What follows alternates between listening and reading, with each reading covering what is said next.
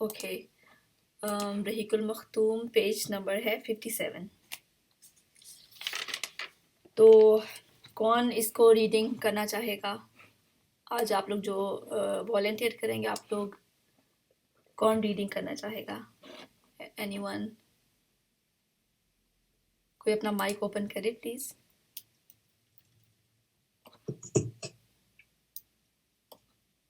السلام علیکم۔ وعلیکم السلام۔ وعلیکم السلام۔ حفصہ آپ ریڈنگ اسٹارٹ کرنا چاہیں گی؟ ہاں جی، That's اگر good۔ کسی اور کی ہے، اگر کوئی ولنگ ہے تو ضرور۔ چلیں آپ ہی اسٹارٹ کریں انشاءاللہ، پھر ہم باری باری کرتے جائیں گے۔ اوکے حفصہ اسٹارٹ کریں۔ جو ہمارا چیپٹر تھا وہ عرب ادیان اور مذاہب، اس کے اوپر تھا۔ تو گائز آپ لوگوں نے کیا کرنا ہے کہ حفصہ جب پڑھ رہی ہوں گی تو آپ لوگوں نے فوکس کرنا ہے، کانسنٹریٹ کرنا ہے۔ دیکھیں یہ سیرہ کا سیشن 1 گھنٹہ ہے، اوکے؟ تو اس میں ہم 1 گھنٹہ ایک جگہ بیٹھ کے، اور جس طرح ایک تعلیم کا سسٹم ہوتا ہے کہ آپ نے بیٹھ کے آپ فوکس کر کے بک کھول کے اپنے ساتھ پیپر پین پکڑ کے اور جہاں پہ اپنے پوائنٹس ہوں نوٹ ڈاؤن کرتے جائیں تو ہی آپ کو فائدہ ہوگا۔ تو مطلب سیرہ ہے، سیرہ سے تو ہم نے بہت زیادہ کچھ سیکھنا ہے۔ تو ایسے نہیں کہ ساتھ ساتھ کام کر رہے ہیں اور سیرہ بھی سن رہے ہیں۔ It's not just listening session, آپ نے خود اس میں پارٹیسپیٹ کرنا ہے، ریڈنگ بھی کرنی ہے اور غور و فکر ساتھ ساتھ کرتے رہیں گے۔ ٹھیک ہے، تو ہم سٹارٹ کرتے ہیں۔ اور یہ جو پڑھیں گے نا، یہ پیراگراف پڑھیں گے، پھر آپ لوگوں نے میں کچھ کویسچنز آپ لوگ پوچھیں، کچھ کویسچنز میں پوچھوں گی، تو اس کے بارے میں پھر ہم ڈسکشن کریں گے۔ ٹھیک ہے، اٹس ڈسکشن بیسڈ سیشن انشاءاللہ۔ تو اوکے حفصہ آپ سٹارٹ کریں پلیز۔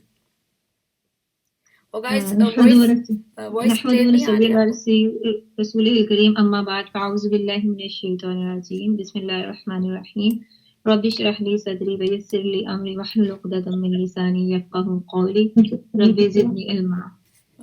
عرب ادیان و مذاہب۔ عام باشندگان عرب حضرت اسماعیل علیہ السلام کی دعوت و تبلیغ کے نتیجے میں دین ابراہیم کے پیرو تھے، اس لیے صرف اللہ کی عبادت کرتے تھے اور توحید پر کاربند تھے، لیکن وقت گزرنے کے ساتھ عائشہ ایک سیکنڈ افضا، ایک سیکنڈ سسٹر عائشہ، اسکرین شیئر نہیں کی کسی نے؟ اوہ سوری، صحیح، سوری، یہ ہے۔ اچھا میں نے اپنی اسکرین کھولی ہوئی، اٹس اوکے۔ بس اس بیٹر کی جس کے جی پاس آپ نہیں ہے۔ اصل میں کوئی بھی ہو گئی۔ اسکرین ادھر شو نہیں چاہیے نا، لائک پریزنٹیشن کی طرح، تو وہ دوسرے جو لوگ ہیں جن کے پاس بکس نہیں ہیں تو وہ ایزی صحیح۔ گیٹ کر سکتے کہ پوائنٹ کیا ہے۔ Okay, just let me share screen. Okay, اب نظر آ رہی ہے آپ لوگوں کو؟ جی آ رہی ہے۔ اوکے سسٹر حفصہ آپ سٹارٹ کریں۔ جزاک اللہ خیر رضا بھائی، آپ نے ریمائنڈ کرا دیا۔ ہاں، جہاں سے میں نے چھوڑا تھا، نہیں آپ شروع سے سٹارٹ کریں۔ چلیں بسم اللہ۔ عرب ادیان و مذاہب۔ عام باشندگان عرب حضرت اسماعیل علیہ السلام کی دعوت و تبلیغ کے نتیجے میں دین ابراہیم کے پیرو تھے، اس لیے صرف اللہ ہی کی عبادت کرتے تھے اور توحید پر کاربند تھے، لیکن وقت گزرنے کے ساتھ ساتھ انہوں نے خدائی درس و نصیحت کا ایک حصہ بھلا دیا۔ پھر بھی ان کے اندر توحید اور کچھ دین ابراہیم کے شعار باقی رہے، تاکہ بنو خزاعہ کا سردار عمر بن لحی منظر عام پر آیا۔ اس کی نشوونما بڑی نیکوکاری، صدقہ و خیرات اور دینی امور سے گہری دلچسپی پر ہوئی تھی، اس لیے لوگوں نے اسے محبت کی نظر سے دیکھا، اسے اکابر علماء اور افاضل اولیاء میں سے سمجھ کر اس کی پیروی کی۔ پھر اس شخص نے ملک شام کا سفر کیا، دیکھا تو وہاں بتوں کی پوجا کی جا رہی تھی۔ اس نے سمجھا یہ بھی بہتر ہے، برحق ہے، کیونکہ ملک شام پیغمبروں کی سرزمین ہے، آسمانی کتابوں کی نزول گاہ تھی۔ چنانچہ وہ اپنے ساتھ حبل بت بھی لے آیا اور اسے خانہ کعبہ کے اندر نصب کر دیا۔ اہل مکہ کو اللہ کے ساتھ شرک کی دعوت دی، اہل مکہ نے اس پر لبیک کہا۔ اس کے بعد بہت جلد باشندگان حجاز بھی اہل مکہ کے نقش قدم پر چل پڑے، کیونکہ وہ بیت اللہ کے والی اور حرم کے باشندے تھے۔ اس طرح عرب میں بت پرستی کا آغاز ہوا۔ حبل کے علاوہ عرب کے قریب ترین بتوں میں سے منات ہے، یہ بحر احمر کے قریب قدید کے قریب مشلل میں نصب تھا۔ اس کے بعد طائف میں لات نامی بت وجود میں آیا، پھر وادی نخلا میں عزا کی تنصیب عمل میں آئی۔ یہ تینوں عرب کے سب سے بڑے بت تھے۔ اس کے بعد حجاز کے ہر خطے میں شرک کی کثرت اور بتوں کی برمار ہو گئی۔ کہا جاتا ہے کہ ایک جن عمر بن لحی کے تابع تھا، اس نے بتایا کہ قوم نوح کے بت یعنی ود سوا، یغوس، یعوق اور نصر جدہ میں مدفون ہیں۔ اس اطلاع پر عمر بن لحی جدہ گیا اور بتوں کو کھود نکالا، پھر انہیں تہامہ لایا۔ جب حج کا زمانہ آیا تو انہیں مختلف قبائل کے حوالے کیا۔ یہ قبائل ان بتوں کو اپنے اپنے علاقوں میں لے گئے۔ اس طرح ہر قبیلے میں، پھر ہر گھر میں ایک ایک بت ہو گیا۔ پھر مشرکین نے مسجد حرام کو بتوں سے بھر دیا۔ چنانچہ جب مکہ فتح کیا گیا تو بیت اللہ کے گرداگر میں 360 بت تھے، جنہیں خود رسول اللہ صلی اللہ علیہ وسلم نے اپنے دست مبارک سے توڑا۔ آپ ہر ایک کو چھڑی کی ٹھوکر مارتے جاتے اور وہ گرتا جاتا۔ پھر آپ صلی اللہ علیہ وسلم نے حکم دیا اور ان سارے بتوں کو مسجد حرام سے باہر نکال کر جلا دیا گیا۔ غیر شرک اور بت پرستی اہل جاہلیت کے دین کا سب سے بڑا مظہر بن گئی تھی، جنہیں گمنڈ تھا کہ وہ حضرت ابراہیم علیہ السلام کے دین پر ہے۔ پھر جاہلیت کے یہاں بت پرستی کے کچھ خاص طریقے مراسم بھی رائج تھے۔ حفصہ اب یہاں سے نا تھوڑا سا ہم ڈسکشن کر لیتے ہیں، کیا خیال ہے؟ اچھا، ڈسکشن ساتھ ساتھ ہونی ہے؟ ساتھ ساتھ ہی کر رہیں گے نا، ساتھ ساتھ کرتے رہیں گے، صحیح۔ بیکاز ایک دفعہ پھر بیکاز یہ تھوڑا سا نا ڈفرینٹ اسی سب ٹاپک ہے، لیکن اس کی جو ٹائپس ہیں نا پھر ہم بعد میں ڈسکس کرتے ہیں۔ لیکن ابھی آپ لوگوں دیکھیں کہ کیا لگا آپ لوگوں کو یہ پڑھ کے سن کے کہ جو عمر بن لحی تھا اس کی شخصیت کیسی تھی نا، اور کس بنا پہ لوگوں نے اس کے اوپر اتنا ٹرسٹ کیا کہ اس نے جو بھی کچھ کیا بس لوگ اس کو فالو کرنا شروع ہو گئے۔ تو عمر بن لحی کی شخصیت پہلے تو یہاں پہ اہم نظر آتی ہے۔ اور گائز ہم لوگ جو ہے نا ہم ایک کمپیریٹیو کرتے جائیں گے، کمپیریزن کرتے جائیں گے ہم لوگ کہ ہم ایز اے مسلم کنٹری مسلمان ہیں، لیکن چیزیں وہی چل رہی ہیں جو زمانہ جاہلیت کی تھی نا۔ تو ہم نے کریٹیکلی دیکھنا ہے کہ کیا کہاں پہ ایگزیکٹ وہی چیزیں چل رہی ہیں جو اسلام سے پہلے کی تھیں، مطلب نام اسلام ہے ہمارا اور چیزیں پہلے کی زمانہ جاہلیت والی چل رہی ہیں۔ تو آپ بتائیں کہ یہ اس میں عمر بن لحی کی کیسی شخصیت ہے اور اس کو لوگ کیوں فالو کریں، کیا سمجھ آتی ہے آپ لوگوں کو؟ عائشہ میں بتاؤں اس بارے میں کچھ؟ جی آپ بتائیں مبشرہ باجی۔ اچھا، اس میں جو سب سے امپورٹنٹ بات تو یہ ہے کہ ایک تو عمر بن لحی جو تھا اس کی شخصیت ایسی تھی کہ لوگ اس سے انسپائر تھے اور اس کو سمجھتے تھے کہ وہ بہت نیک آدمی ہے۔ تو اس کو اگر ہم آج کے دور سے کمپیئر کریں تو ہماری سچویشن بھی ایسی ہی ہے کہ ہم لوگوں میں یہی چیز بہت زیادہ رائج ہو چکی ہے کہ ہم لوگوں کو دیکھ کے کہ اچھا یہ نہیں تھی، وہی چیز اب اسی طرح ریپیٹ ہو رہی ہے ہمارے معاشرے میں۔ اور اس میں آپ نے دیکھا ہوگا کہ جو پیری فقیری ہے وہ سارا یہی سسٹم ہے، اور وہ اسی طریقے سے لوگ انسپائرڈ ہو کے کسی ایک شخص سے اور اس کی پیروی کرنا شروع کر دیتے ہیں۔ یس، پیری فقیری وہ کیونکہ وہ بھی نسل در نسل چلتی آتی ہے نا۔ اس میں Exactly. اس میں دیکھیں یہ والی جو لائن ہے نا کہ اس کی نشو نما بڑی نیکوکاری، صدقہ خیرات اور دینی امور سے دلچسپی بھر ہوئی تھی، یعنی ہم لوگ حسب اور نسب جو ہے اس کو بھی بہت اہمیت دیتے ہیں کہ اچھا کوئی اگر کسی بہت نیک گھرانے کا شخص ہے تو چاہے وہ ویسا ہو یا نہ ہو، لیکن ہم سمجھتے ہیں کہ یہ اس نسل سے آ رہا ہے تو یقیناً اس کے اندر بھی اچھے اوصاف ہوں گے، اور پھر لوگ اس کو جیسے یہاں پہ آج کل میں نے پاکستان میں دیکھا ہے بہت شاجی کا لفظ بہت یوز کرتے ہیں، اور وہ شخص اس قابل ہے یا نہیں ہے لیکن اس کو بہت زیادہ عزت دی جاتی ہے۔ تو یہ اس طریقے کی چیزیں جو ہیں ہمارے معاشرے میں بہت زیادہ ہیں جو پہلے بھی تھیں۔ اور اس بندے نے دین کے اندر جو بھی چیز نکالی اس کو اس بنا پہ کہ وہ ایک دینی گھرانے سے تعلق رکھتا ہے تو وہ جو بھی چیز کرے گا وہ دینی ہوگا۔ تو سوچے کہ ہم نے اپنے اسلام کا کتنا حلیہ بگاڑ دیا کہ جس چیز نے اپنے خاندانی چیزیں نکالنا چاہیں اسلام کے اندر، اور وہ ہم کہاں سے آج کہاں پہ آ کے کھڑے ہو گئے، اسلام کہاں کیسا تھا اور ہم کہاں پہ آ کے کھڑے ہو گئے کہ اتنے سارے لوگوں نے بیچ میں اتنا ایڈیشنز اور کیا کیا شامل کر دیا، اور کتنے فالوورز ہیں، مطلب پڑھے لکھے لوگ بھی ان پیروں کے فالوورز ہوتے ہیں، ان کی اولادوں کے، اور ان کو کچھ بھی کسی طریقے سے سمجھائیں تو وہ ان کو سمجھ نہیں آتی، وہ صرف دین کے بنا نام کے اوپر ان سے محبت کر رہے خاص کر کے ابھی دیکھیں گے جس طریقے سے جو ہمارے انٹیریئر علاقے ہیں، چاہے وہ پنجاب ہے، سندھ ہے، کوئی بھی ایریا ہے، تو جیسے مجھے یاد ہے کہ ہمارے پڑوس میں رہتے تھے اور وہ طول حیات تھے، کافی نون پرسنالٹی تھی، اور وہ اپنے علاقے میں پیر تھے بہت بڑے، اور یعنی سیاست دان تھے، کرپٹ تھے، یعنی ویسے ان کی کوئی چیز اس لحاظ سے نہیں تھی، لیکن اتنا ان کو ان کے ایریے والے مانتے تھے اور ان کے سارے مسائل کو وہ حل کرنا، ان کے جو بھی چیزیں یعنی رسم و رواج ہیں وہ بھی ان سے انفلوئنس تھی. تو یہ چیزیں ہمارے ہاں بہت زیادہ ہیں، اور اس کی بہت بڑی وجہ وہی جہالت ہے جی ایگزیکٹلی. کہ لوگوں کو علم ہی نہیں ہے چیزوں کا. صحیح. ٹھیک ہے. لبابا آپ کچھ کہنا چاہ رہی ہیں؟ Please open your mic.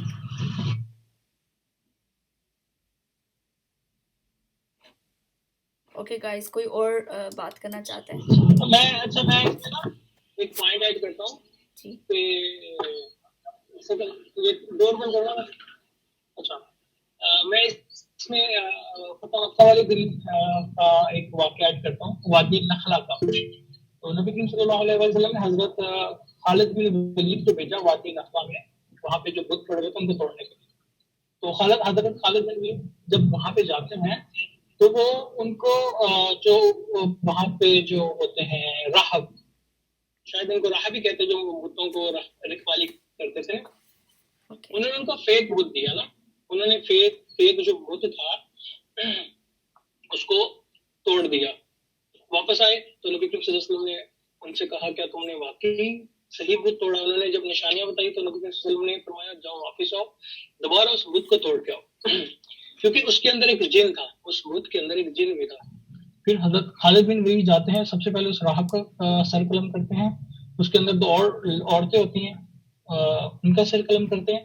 اس کے بعد وہ اصل بت کو ڈھونڈ کے اس کو توڑ کے پھر نبی کریم صلی اللہ علیہ وسلم کو ساری چیزیں آگے بتاتے کہ یہ چیزیں ہوئی. تو پھر نبی کریم صلی اللہ علیہ وسلم نے فرمایا کہ اب تم نے جو ہے وہ اصلی بت توڑا. اوکے صحیح. اوکے لبابا آپ بھی کچھ کہنا چاہ رہی ہیں؟ جی السلام علیکم. وعلیکم السلام. وعلیکم السلام. میری آواز کلیئر آ رہی ہے؟ آپ بات کریں. اوکے. اچھا، میں نا اس پہ واپس آنا چاہوں گی. جو یہاں پر مین کی ورڈ ہے ہمارے پاس عمر بن لحی کا. اس کی کیسی پرسنالٹی تھی اس پر تو ہم بات کر چکے ہیں کہ اس کی پرسنالٹی ایسی تھی اور اس کے کام جو تھے سب کا خیرات، اور اس کی وجہ سے لوگ بہت زیادہ پھر انسپائر تھے. یہ تو ہم بات کر چکے ہیں، لیکن میں واپس جانا اس کی تھوڑی سائیکالوجی پہ کہ یہ جو عمر بن لحی جیسے لوگ ہیں یا یہ جو اس کے پیچھے سائیکالوجی ہے، ہم یہ کیوں کرتے ہیں کہ ہمیں کوئی بھی چیز جب فیسینیٹ کرتی ہے تو ہم دین کے لیول پر، ریلیجن کے لیول پر بھی چیزوں کو چینج کر دیتے ہیں. کیونکہ اگر ہم تھوڑا سا اور پیچھے جائیں تو وہ میں ریفرنس دوں گی یہاں پر کاؤنسل آف نائسیا کا، کہ انہوں نے بھی کیا کیا تھا کہ جیسی انہیں ضرورت پڑی کرسچینٹی میں کہ اب تو یہ جو دین ہے یہ ہمارے آڑے آ رہا ہے، تو انہوں نے ایک کاؤنسل بلائی اور ایک میٹنگ بلائی اور کہا کہ نہیں، یہ جو چیزیں ہیں یہ ہم اپ گریڈ کریں گے، یہ ہم ضرورت کے مطابق چینج کریں گے. رائٹ. تو جو وہ عمر بن لحی تھا، اس کی پرسنالٹی اور جو بھی اس کے کام تھے، اس نے جیسے ہی اس چیز کو سوئچ کیا کہ یہ بڑی فیسینیٹنگ چیز ہے کہ ہم کتنا اچھا ہو کہ ہم یہاں لا کر بت رکھیں اور پھر ہم ان کو بھی اپنی عبادات میں شامل کر لیں. کیونکہ انسان کی ایک سائیکالوجی ہے کہ جب بھی اس کو کسی بھی چیز کی فیسینیشن ملتی ہے وہ دین کو بھی اپڈیٹ کر لیتا ہے، اپ گریڈ کر لیتا ہے اپنی ضرورت کے مطابق، اپنی سوچ کے مطابق، اپنی فیسینیشن کے مطابق. اور یہی سب سے بڑی ریزن ہے کہ اسٹل اگر ہم ٹوڈے تک بھی دیکھیں نا تو جتنی بھی دین میں بدعتیں ہیں، جتنی بھی آج تک جنم لے رہی ہیں یہاں تا قیامت لیں گی، ان کی ریزن ہی یہ ہے کہ ہمیں ہر وہ شخص جس کی پرسنالٹی ایسی لگتی ہے کہ یہ تو بالکل صحیح رستے پر ہے اور یہ سچے کر رہا ہے، یہ خیرات دے رہا ہے، یہ بہت نیک کاموں میں ہے، تو ہم اس کو وہ پکڑتے نہیں ہیں گردن سے کہ دین میں تم نے اپ گریڈ کیسے کر دیا. ایگزیکٹلی. کیونکہ وہ کوئی بھی ہے اگر اس نے دین کو کہیں بھی اپنی فیسینیشن یا اپنی اکارڈنگ چینج کیا تو وہ بدعت ہے. وہ کسی بھی لیول پر 1% ہے یا 0.5% الاؤڈ نہیں ہے. ایگزیکٹلی. سائیکالوجی ہے نا، جو عمر بن لحی جیسی سائیکالوجی ہے وہ ابھی بھی چلتی رہے گی، اور یہ سائیکالوجی ہی ہے ہماری جو ہمیں فیسینیٹ کر رہی ہوتی ہے ہمارے پاس. ایگزیکٹلی. اس میں ایک پوائنٹ مجھے یہ بھی آ رہا ہے کہ شاید لوگوں کے اپنے فائدہ وہ بھی اس میں بہت زیادہ شامل ہوتا ہے کہ جب ان کو کہیں سے فائدہ مل رہا ہوتا ہے تو وہ ان انفلوئنس لوگوں کی ساری باتیں ماننے کے لیے تیار ہو جاتے ہیں، چاہے وہ دین سے ریلیٹڈ ہو، چاہے وہ کچھ بھی ان کو فائدہ دے رہی ہو. اچھا مجھے یہ بتائیں کہ جب نبی صلی اللہ علیہ وسلم نے فتح مکہ کی، اس دن نبی صلی اللہ علیہ وسلم چھڑی سے ان بتوں کو توڑتے جا رہے تھے اور وہ گراتے جا رہے تھے. صحیح. تو یہ اس سے کیا سمجھ آتی ہے ہمیں؟ ابھی تک کی ہم جو بھی ڈسکشن کر چکے ہیں نا، عمر بن لحی کی ڈسکشن کر چکے ہیں، لیکن جب ہم سیرہ پڑھ رہے ہیں نا، نبی صلی اللہ علیہ وسلم کا ہم نے ان کے ایکشنز دیکھنے ہیں کہ وہ کیا کر رہے ہیں نا، تو یہ اس سے کیا پتہ چلتا ہے کہ نبی صلی اللہ علیہ وسلم بتوں کو توڑے جا رہے ہیں، اور ان کے اس سے کیا آپ لوگوں نے کیا اس سے کیا پتہ چلتا ہے؟ ہاں میں بتاؤں. اس میں دو اوکے، پہلے حفصہ نے کہا. ہاں جی جی اوکے حفصہ، اس کے بعد ہاں. رضا بھائی آپ اس کے بعد بولیے گا. جی حفصہ. مجھے یہ نا بہترین مثال لگتی ہے کہ جب پتہ ہے مکہ کا ٹائم تھا نا، وہاں پہ ہر ایک کی اٹینشن تھی اس ٹائم نا، اور ان بتوں کا اس ٹائم ٹوٹنا بہت ایک معنی رکھتا تھا، کہ جن کو وہ خدا کی حیثیت دیتے تھے اور جن کو وہ کوئی سپر پاورز مانتے تھے اور جن کو لگتا تھا کہ ان سے انہیں بہت کچھ مل سکتا ہے، تو وہ بے بسی کی ان کی جو ہے وہ کیفیت ہے کہ وہ ایک ٹھوکر سے گرتے تھے اور ٹوٹ جاتے تھے. تو آپ صلی اللہ علیہ وسلم کا یہ ایک بہت ہی حکمت بڑا عمل تھا جو کہ اس فرسٹ سٹیپ پہ کیا گیا. صحیح. اور یہ جو ہے نا دکھایا گیا کہ ان کی کوئی حیثیت نہیں ہے، صحیح. یہ خود اپنے لیے کچھ نہیں کر سکتے تو یہ کسی کے لیے کیا کر سکتے ہیں. اوکے چلیں، آپ کا یہ پوائنٹ ہو گیا. صحیح. جی، اور رضا بھائی آپ کچھ کہہ رہے تھے، اس کے بعد پھر آگے چلتے ہیں. جی بالکل یہی کہ ہے کہ دیکھیں اس وقت ان کو اسی لیے توڑا گیا کہ یہ اپنی بھی حفاظت نہیں کر سکتے، جو کہ خالی ہیں، بالکل خالی ہیں. آپ ان لوگوں کی بات ان لوگوں کو پوچھتے رہے جو اپنی بھی حفاظت نہیں کر سکتے اور جو کچھ نہیں کر سکتے. جسٹ ایک کیا کہتے ہیں کہ ایسی چیز ہے جو جہاں پہ رکھ دو یہاں ٹھوکر لگنے سے بھی ٹوٹ سکتی ہے. تو تم اپنا ایمان کیسے بچا سکتے ہیں، خود کو ان کے حوالے کیسے کر سکتے ہیں. اچھا چلیں. اور دوسری بات جو ہے میں سسٹر جو لبابا کی ہے اس کو آگے بڑھاؤں گا کہ آج کل کے دور میں پتہ کیا ہوتا ہے، یہ چیزیں آہستہ آہستہ رائج ہوئی ہیں نا.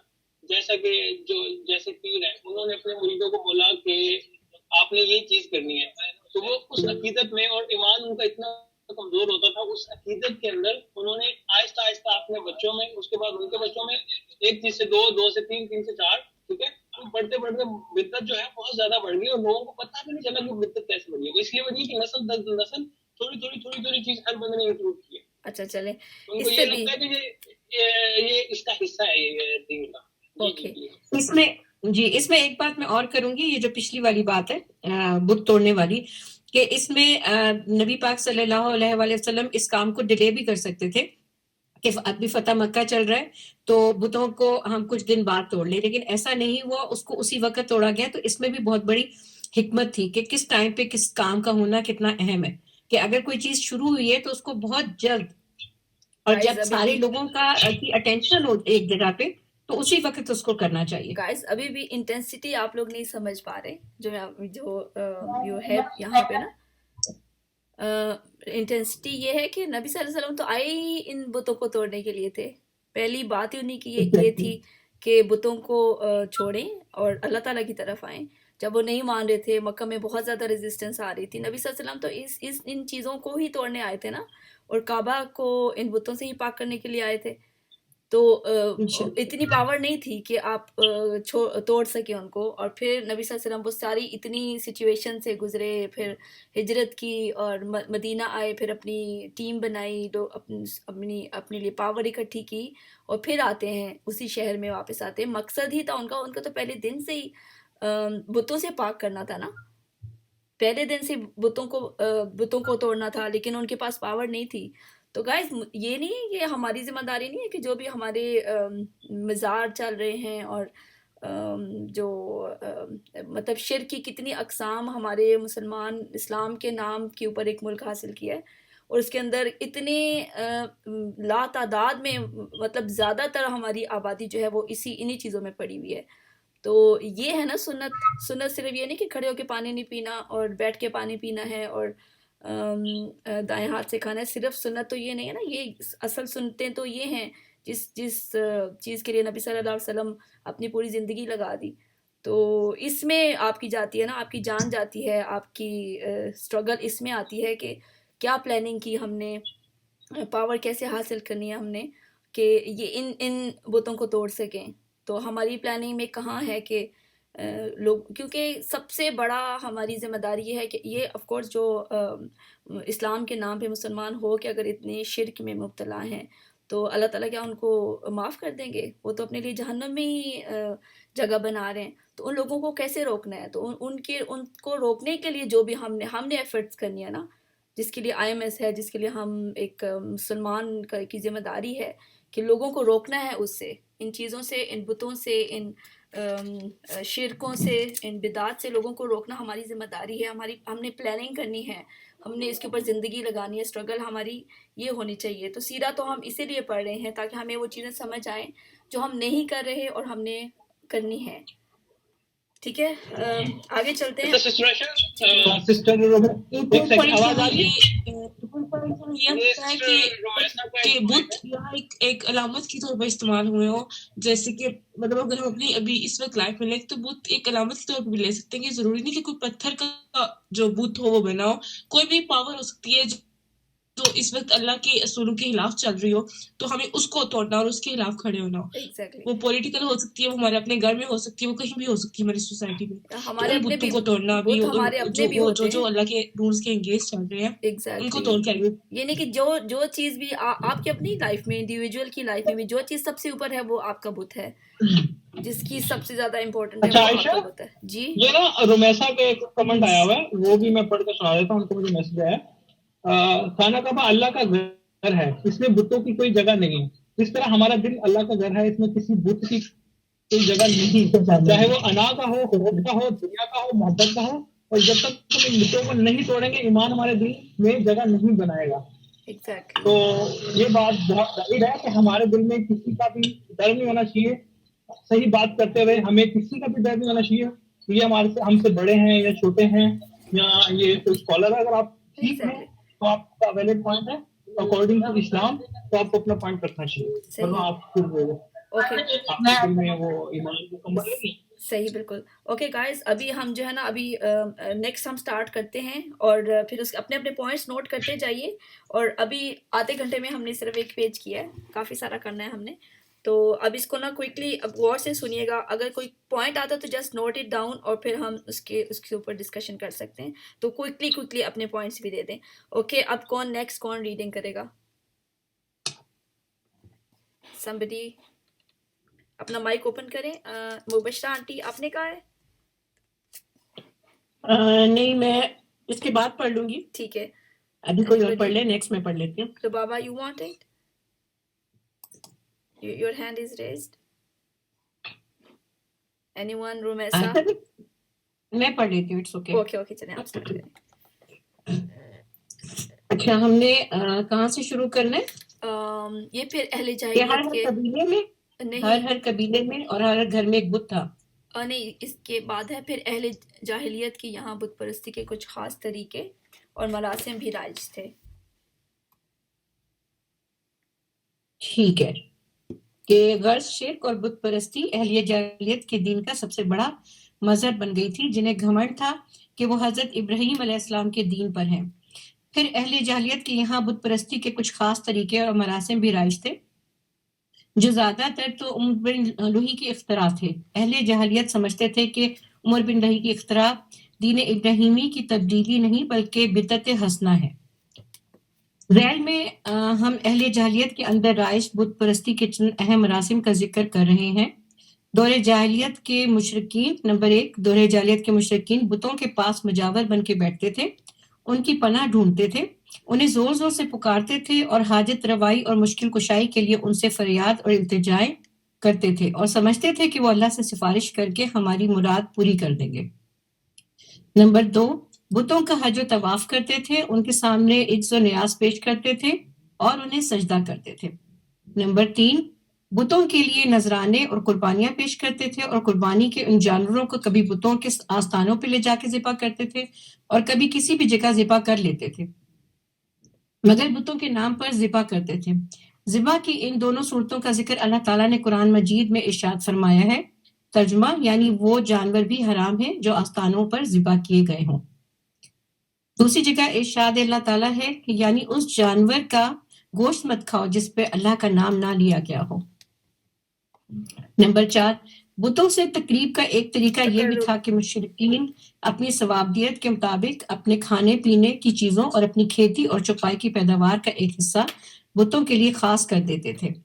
اس سلسلے میں ان کا دلچسپ رواج یہ تھا کہ وہ اللہ کے لیے بھی اپنی کھیتی اور جانوروں کا پیداوار کا ایک حصہ خاص کرتے تھے پھر مختلف اسباب کی بنا پر اللہ کا تو بتوں کی طرف منتقل کر سکتے تھے، لیکن بتوں کا حصہ کسی بھی حال میں اللہ کی طرف منتقل نہیں کر سکتے تھے. ٹھیک ہے، اوکے. اللہ تعالیٰ اس کو ہم تھوڑا سا بس سرسری سا ہی دیکھ لیتے ہیں کہ کیا کیا طریقے ان کے تھے. مطلب بتوں کو اپنی اپنی طرف سے انہوں نے کچھ قانون بنائے ہوئے تھے، کچھ لاز بنائے ہوئے تھے کہ یہ جیسے سورہ الانعام میں اللہ تعالیٰ کافی ڈیٹیل میں کہتے ہیں کہ اپنی طرف سے انہوں نے ایسے قانون بنائے ہوئے تھے کہ یہ ہوگا تو اس کو نہیں کھانا، تو اس کو مرد کھا سکتے ہیں، اس کو صرف عورتیں کھا سکتی ہیں، اور اس طرح کی چیزیں نا، مطلب جن کا دین سے کوئی تعلق نہیں تھا، لیکن وہ ان کی بیس کہاں سے آ رہی تھی کہ خود سے ہی انہوں نے بنا لیا تھا.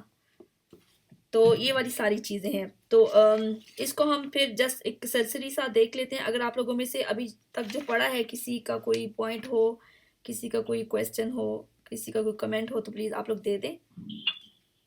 اچھا، میں اس میں نا ایک پوائنٹ ایڈ کر دیتا ہوں ذبح کے طریقے سے نا. دیکھیں آپ ہندوؤں کو بھی دیکھا ہوگا، دوسرے لوگوں کو بھی دیکھا ہوگا، وہ صحیح طریقے سے جانور کو ذبح نہیں کرتے. جیسے اسلام میں جانور کو ذبح کیا جاتا ہے، اس کا پورا خون بلڈ نکل جاتا ہے، تو وہ اس کا جو گوشت ہے وہ بغیر کسی اس کے ہوتا ہے، بیماری کے رہتا ہے، اس میں کوئی جرمس نہیں آتے. مگر جو دوسرے مذاہب ہیں وہ ایک ہی دفعہ میں گردن کاٹتے ہیں، وہ جو بلڈ ہے وہ صحیح طریقے سے نکلتا نہیں ہے، وہ گوشت کے اندر مکس اپ ہو جاتا ہے، جس سے بہت سی بیماریاں ہو سکتی ہیں. تو یہ بھی ایک مسلمانوں کا جو طریقہ ہے اس لحاظ سے بھی بہت اچھا ہے کہ جو گوشت ہے کھانے کے قابل رہتا ہے اور اس میں کوئی بیماری نہیں آتی. اوکے. تو اور اس میں سے آپ لوگوں نے اس میں سے کیا سمجھ آتی ہے؟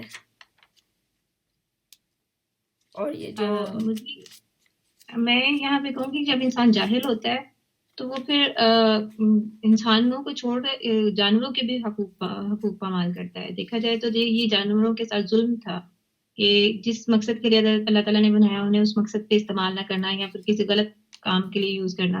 تو اسلام اتنا امن پسند ہے کہ وہ جانوروں کے بھی حقوق جو ہے وہ رکھتے ہیں. یہاں پہ جانوروں کی بھی ہر چیز کا خیال رکھا جاتا ہے. اور دوسری بات یہ کہ جو ہے کچھ بھی قربانی جب دینی ہے نا، کسی بھی قسم کی، ایک جانور تک بھی قربان کرنا ہے تو وہ صرف اللہ ہی کے لیے کرنا ہے. یعنی کہ آپ اگر کوئی بھی کام کر رہے ہیں، زندگی میں کوئی بھی اسٹرگل کر رہے ہیں، تو اس کی نیت اگر اللہ کے لیے نہیں ہے تو وہ چاہے وہ بہت بڑا عمل بھی کیوں نہ ہو، وہ ضائع ہے. جیسے کہ یہ جانور تھے، ان کی قربانیاں ضائع ہیں، ان کا کوئی اجر نہیں ہے. تو ایسے ہی جب انٹینشن غلط ہوتی ہے تو عمل بھی ضائع ہو جاتا ہے، چاہے وہ قربانی ہو یا کوئی بھی عمل ہو. بالکل ایگزیکٹلی صحیح. اس میں ایک پوائنٹ مجھے مجاور کے اس پہ بھی آ رہا ہے کہ جس طرح انہوں نے بتایا کہ بتوں کے مجاور بیٹھتے تھے اور وہ سارا کچھ، یعنی آج کل کے دور میں اگر دیکھا جائے تو جتنے بھی ہمارے اولیاء کرام یا کوئی بھی جو سسٹم بنا ہوا ہے کہ قبروں کے اوپر وہ مجاور بیٹھ جاتے ہیں اور وہاں پہ وہ پیسے بھی لیتے ہیں اور لوگوں کو طریقے بھی بتاتے ہیں. تو اگر یہی ایک چیز ختم ہو جائے اور صرف قبر خالی کر دی جائے کہ وہاں پہ کوئی اس طرح بیٹھے نہ ایز اے مجاور، تو اس سے بھی میرا خیال ہے کہ چیزیں بہت کنٹرول ہو سکتی ہیں.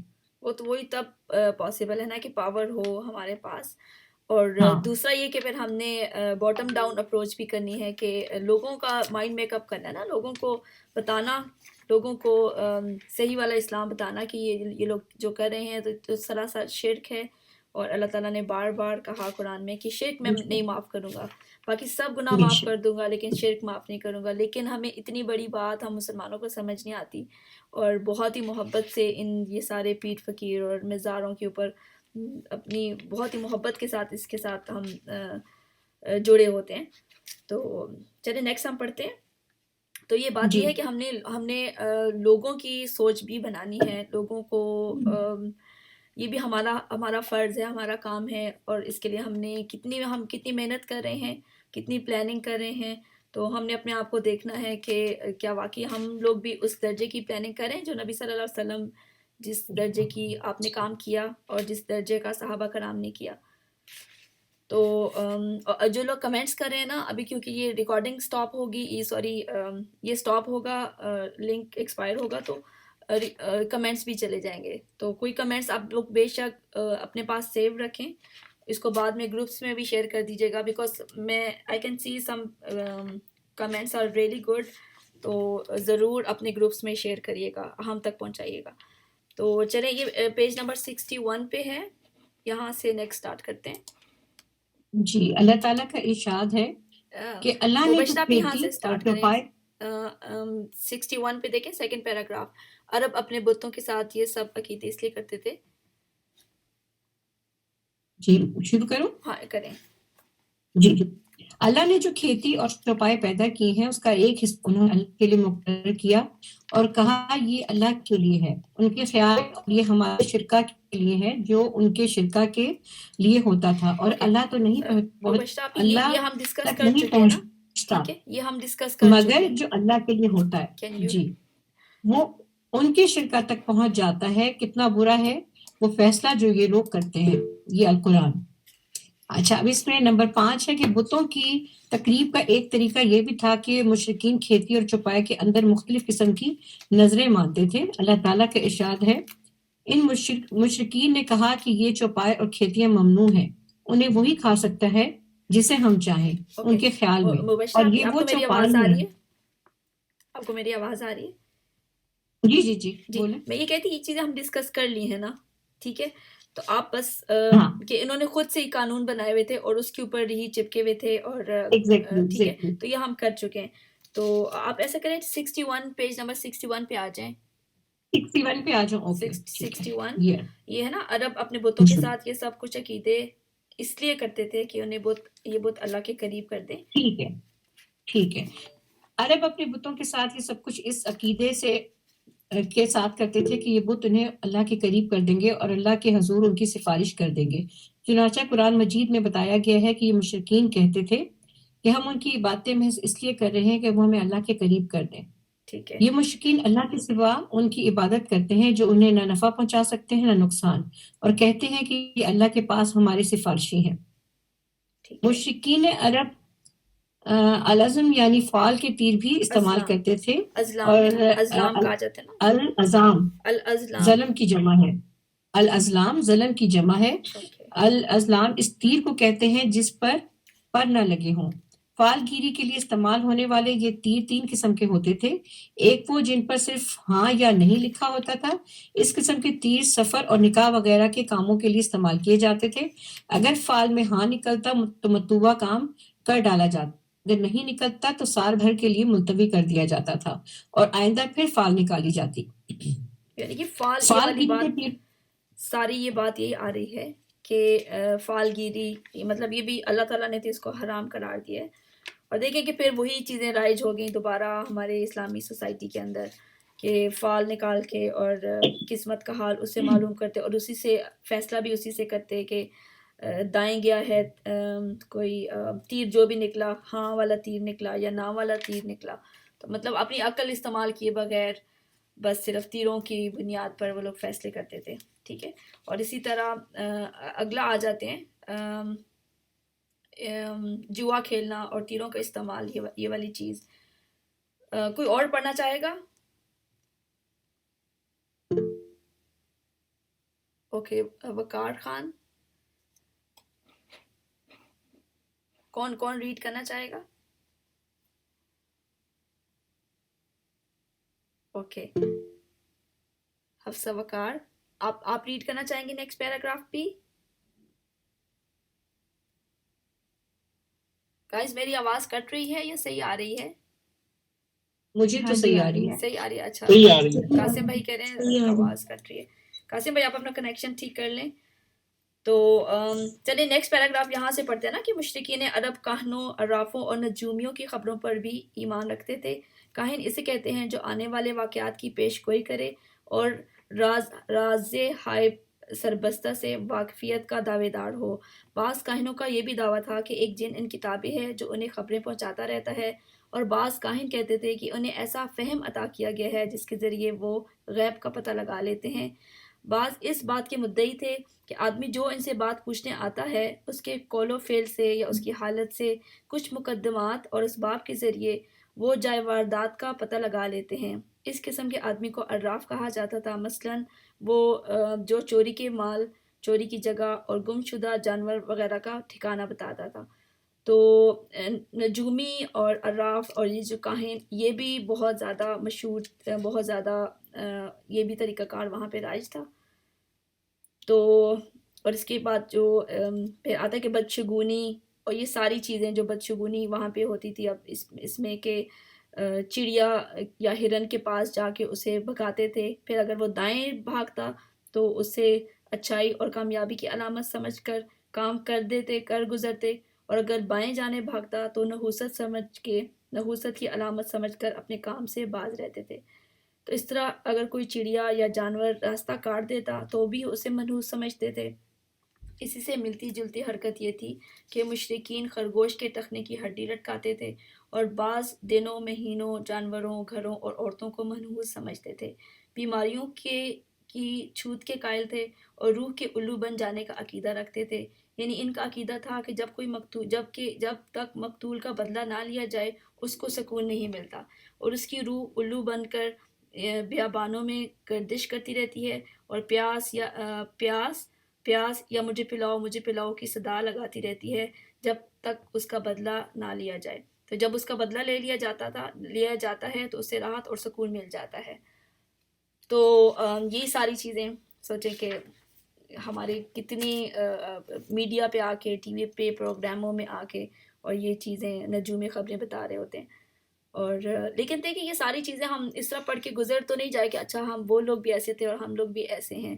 تو ہمیں یہ بات سمجھ آتی ہے کہ یہ نبی صلی اللہ علیہ وسلم ان سب چیزوں کو ختم کرنے کے لیے آئے تھے، اور ان سب چیزوں کو اسلام نے ان سب چیزوں کو مٹایا۔ تو ہمیں اپنی ذمہ داری کہ ہم ان کس طرح، مطلب ہمارے اندر یہ آگ لگ جانی چاہیے کہ یہ پڑھ کے کہ یہ ساری چیزیں تو آج ہمارے یونیورسٹی کالجز میں اور ہمارے گھروں میں، اور یہ ساری یہ جو کیا کہتے ہیں ان کو، بدشگونی اور نجومی اور کاہن، یہ جو خبریں بتانے والے، تو اس کو ہم کیسے ختم کریں گے؟ کیسے ختم کی جا سکتی ہیں یہ ساری چیزیں؟ کوئی بتائے گا؟ ہماری ذمہ داری ہے نا، اگر ہم اسلام کے نام پہ اگر ہم مسلمان ہوئے ہیں، دعویٰ کر دیا ہم نے کہ ہم مسلمان ہیں، تو پھر ہماری ذمہ داری میں ہے نا یہ ساری چیزیں کہ ان کی پلاننگ کریں، کوشش کریں، اپنی اٹموسٹ اسٹرگل کریں ان چیزوں کو ختم کرنے کی، کیونکہ یہ ساری چیزیں ایمان کو ختم کرتی ہیں، انسان کو کفر میں انسان کو داخل کرتی ہیں۔ تو کیسے ہمارے اپنے پیارے ہی ان چیزوں میں پڑے ہوتے ہیں؟ دیکھیں اس کے دو ہی طریقے ہیں کہ ایک تو یعنی اپنے لیول پہ ہے کہ اپنے قریبی عزیز، اپنا گھر، اپنے گھر والے، آپ ان کے ساتھ بات چیت کریں اور پہلے ان کی اصلاح کریں اپنے ساتھ ساتھ، اس کے بعد پھر یہ کہ ایک حکومتی سطح پہ، ٹھیک ہے، یہ پھر ایک سیکنڈ اس میں آ جاتا ہے۔ لیکن ہم اس وقت جس کنڈیشن میں، تو ہم ابھی صرف اپنے ارد گرد والوں کے ساتھ ہی چل سکتے ہیں، اس سے آگے یعنی ایک مشکل چیز ہے کہ وہ جیسے ہی تھوڑا سا یعنی حالات بہتر ہوتے ہیں اور لگتا ہے کہ لوگ بات سننے کے قابل ہوئے، تو پھر آپ نیکسٹ اسٹیپ پہ آتے ہیں۔ یس، اور بالکل سمپل سی الفاظ میں ان کو بتائیں کہ یہ ساری چیزیں تو زمانہ جاہلیت کی چیزیں ہیں، اور نبی صلی اللہ علیہ وسلم ان کو ختم کرنے کے لیے آئے تھے، اور نبی صلی اللہ علیہ وسلم کی محبت ڈالیں لوگوں کے دلوں میں، ان کی پہچان ڈالیں کہ اور ان کو یہ سب سے بیسک بات بتائیں کہ دین اسلام وہی ہے، یا اسی اگر ہم کامیابی ہمیں اسی وجہ سے ملے گی اگر ہم اسلام کے اوپر مرے، تو ان چیزوں کے اوپر مریں گے تو پھر ہم اسلام کے اوپر تو نہیں مریں گے۔ تو نبی صلی اللہ علیہ وسلم کی محبت ڈالیں، اور لوگوں کو ہم نے لوگوں کو بتانا ہے، بتاتے رہیں کہ یہ چیزیں اسلام سے ان کا کوئی تعلق نہیں ہے۔ جی، اور ایک بات میں بھی اس میں آپ کو بتانا چاہوں گی کہ دیکھیں جیسے زمانہ جاہلیت دیکھیں، مکہ دیکھیں، ان کے حالات دیکھیں، مطلب کس قدر بدترین حالات تھے، اسلام آیا اور آپ صلی اللہ علیہ وسلم کا انفلوئنس، اور پھر وہ جو ہم سیرہ پڑھ رہے ہیں، تو سب سے پہلی بات ذہن میں یہ آنی چاہیے کہ یہ سب کیسے ختم کرنا ہے، تو سیرہ، ہاں آپ صلی اللہ علیہ وسلم کی زندگی سے میں یہ سب سے بڑے لیسنز ملتے ہیں کہ کیسے جو ہے ٹریش کو جو ہے نا ختم کیا جاتا ہے۔ اور سب سے پہلے آپ کو مستقل مزاجی چاہیے، آپ کو پتا ہو کہ آپ کا ویژن اور مشن کیا ہے، آپ اس پہ کلیئر ہیں، اور پھر آپ دیکھیں آپ صلی اللہ علیہ وسلم نے 13 سال کس طرح کی سٹرگلز کی، اور اس کے بعد جو ہے کس طرح کی۔ تو ایک تو یہ کہ ایک دن کا کام نہیں ہے، 2 دن کا کام نہیں ہے، یہ جو میس اتنا کریٹ ہوا ہے، اس کے لیے آپ کو مستقل مزاجی چاہیے، اور آپ کا اپنا انفلوئنس اتنا ہونا چاہیے کہ آہستہ آہستہ جو ہے وہ بڑھتا جائے، اور آپ جو ہے اس اویئرنیس کو پھیلاتے جائیں۔ تو ایک تو یہ ٹارگیٹ اتنا آسان نہیں ہے، دوسرا اس کے لیے آپ کو ہمت چاہیے، اور آپ صلی اللہ علیہ وسلم کی سنت سے پھر آپ کو، جیسے کہ اب اپنی سیرہ لے کے بیٹھے ہوئے ہیں، تو سب سیکھنے کے سب سے بڑے اہم پوائنٹ یہی ہے کہ کیسے ہم خود کے ساتھ ساتھ اپنے ارد گرد کا ماحول بدلیں، جیسے کہ آج تک مکہ میں وہ بدلاؤ موجود ہے. تو پھر انشاءاللہ اگر ہم ایسی نقش قدم پہ چلیں گے جیسے آپ صلی اللہ علیہ وسلم نے کیا، تو مطلب وہ دیر پاسر ہوگا اس چیز. دیکھیں کہ 13 سال تھے مکہ کے اور 10 سال مدینہ کے، اور نبی صلی اللہ علیہ وسلم مدینہ کے آئی تھنک کس سن کو فتح ہوئی تھی، 10 ہجری میں فتح ہوئی تھی، تو 9 ہجری نہیں سوری 9 ہجری، تو مطلب 9 سال کے پہلے 13 سال اور 9 سال اس کے اندر اندر بالکل ان سب چیزوں سے پاک کر لیا تھا. اگر ہم اپنی دیکھیں، اگر کوئی اٹھتا ہے تو کیا وہ 10-15 سالوں میں یہ پاکستان سے یہ ساری چیزیں ہم ختم کر پائیں گے؟ اگر ہم سنت پہ اور قرآن کے مطابق چلیں گے اور اپنے ساتھ جو ہے مطلب جیسے آپ صلی اللہ علیہ وسلم اکیلے تھے لیکن آہستہ آہستہ اپنے ساتھ آپ صلی اللہ علیہ وسلم نے اپنی تائید کے لیے لوگوں کو جمع کیا تھا. تو اگر ہم سوچیں گے نا کہ میں نے اکیلے نفس واحد نے کچھ کرنا ہے، تو ایسا نہیں ہوتا. اب سنت میں آپ دیکھیں آپ صلی اللہ علیہ وسلم نے پاور گین کی تھی، تو ہم بھی ہمیں گرو کرنا ہے ساتھ ساتھ. ٹھیک ہے، ہمیں خود کو اکیلے لے کے نہیں چلنا، ٹیم کو مضبوط کرنا ہے. ابھی دیکھیں ہم اس سیرہ میں دیکھیں گے جب ہم نبی صلی اللہ علیہ وسلم کی لائف، تو یہی پتہ چلے گا کہ کلسٹر بلڈنگ کتنی اسٹرانگ تھی، ان کا کلسٹر کتنا اسٹرانگ تھا، جس کی وجہ سے وہ اتنا بڑا انقلاب پاسبل کر سکے تھے. اوکے، اب نیکسٹ شروع کرتے ہیں دین ابراہیمی میں قریش کی بدعات. کون ریڈ کرے گا؟ جی ابھی میں کروں گی. کہاں سے؟ پیج 63 ہے، دین ابراہیمی میں قریش کی بدعات. یہ شو نہیں ہو رہا. Okay let me do that. ہاں یہ اب آپ کو نظر آ رہا ہے؟ جی جی. اوکے. بسم اللہ الرحمن الرحیم. دین ابراہیمی میں قریش کی بدعات، یہ تھے اہل جاہلیت کے عقائد و اعمال، اس کے ساتھ ہی ان کے اندر دین ابراہیمی کے کچھ باقیات بھی تھے، یعنی انہوں نے یہ دین پورے طور پر نہیں چھوڑا تھا. چنانچہ وہ بیت اللہ کی تعظیم اور اس کا طواف کرتے تھے، حج و عمرہ کرتے تھے، عرفات و ذوالفقار میں ٹھہرتے تھے، اور طلبہ میں ٹھہرتے تھے، اور خود کے جانوروں کی قربانی کرتے تھے.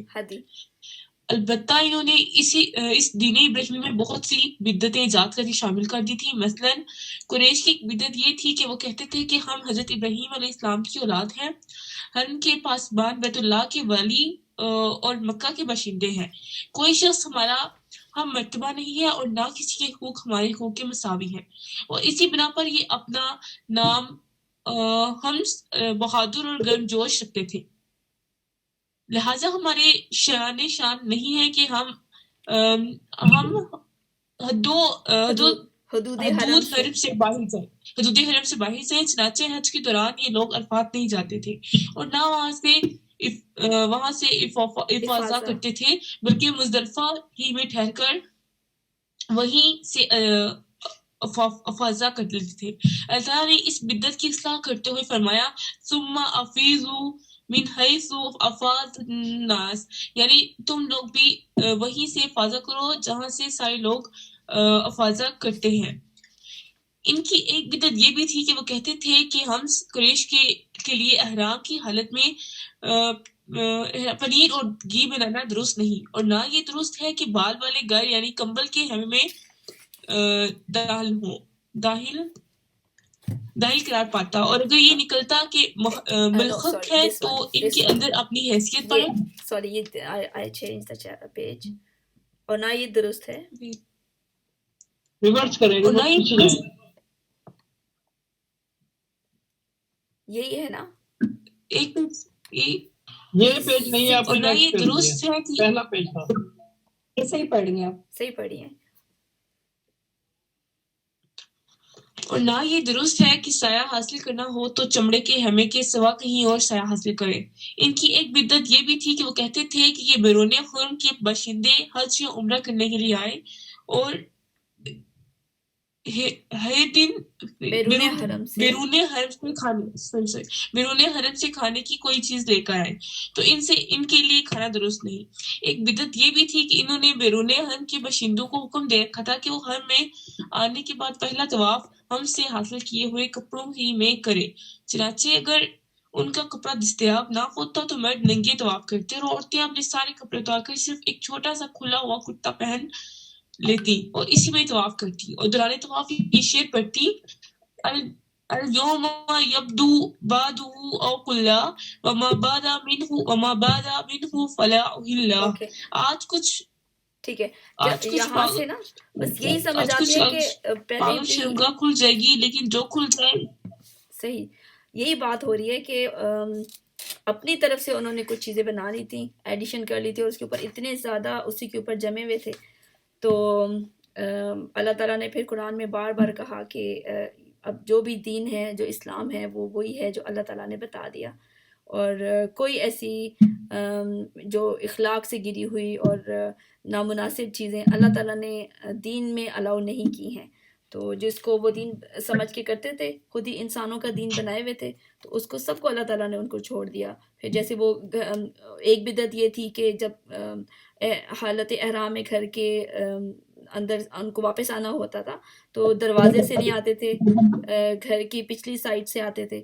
تو اللہ تعالیٰ نے ان سب چیزوں کو، ان کو کیا کہتے ہیں، خرافات پر مبنی جو دین تھا، تو اللہ تعالیٰ نے اس کو بتایا کہ وہ یہ دین وہی ہے جو اللہ تعالیٰ بتائیں گے، نہ کہ جو خود سے ہی انسانوں کے بنائے ہوئے پابندیاں ہیں، وہ دین کا حصہ نہیں ہے.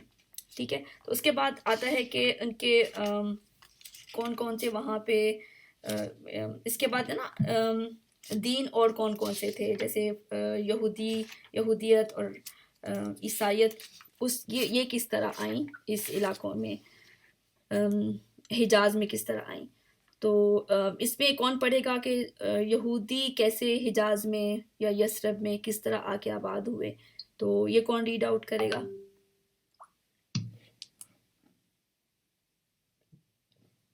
کوئی ریڈ آؤٹ کرنے کے لیے بتائیں، میں پھر آپ کو پیراگراف بتاتی ہوں. کوئی والنٹیئر بتائے.